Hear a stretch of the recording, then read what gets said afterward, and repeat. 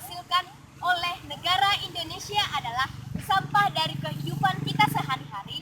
Contohnya adalah sampah plastik satu kali pakai, seperti sedotan plastik, plastik kresek, dan botol sekali pakai.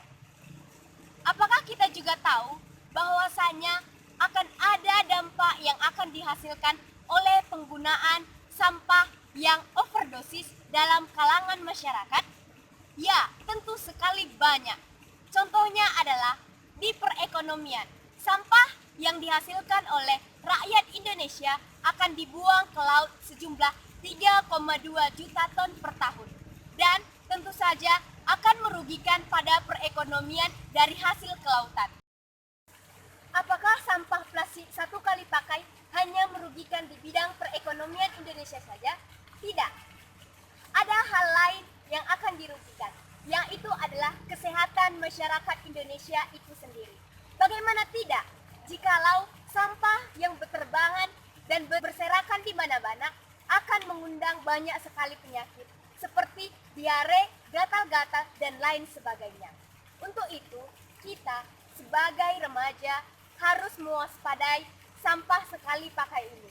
Plastik sekali pakai memang sangat sederhana, tetapi akan menimbulkan dampak yang luar biasa. Andai saya menjadi legislator, apa yang akan saya lakukan dalam menjaga lingkungan hidup?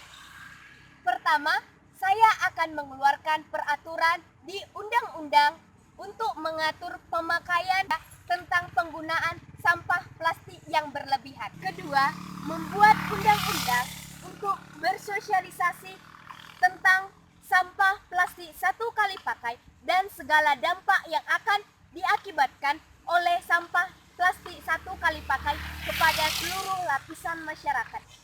Ketiga, mengeluarkan undang-undang untuk ikut serta dalam berkampanye untuk menolak pemakaian plastik satu kali pakai dan beralih pakai kepada barang-barang yang bisa digunakan beberapa kali pakai. Saya mengajak kita semua untuk ikut serta dalam mengurangi pemakaian plastik satu kali pakai. Karena jika bukan kita, siapa lagi? Jika tidak hari ini, kapan lagi? Salam Perja 2019. Juang-juang.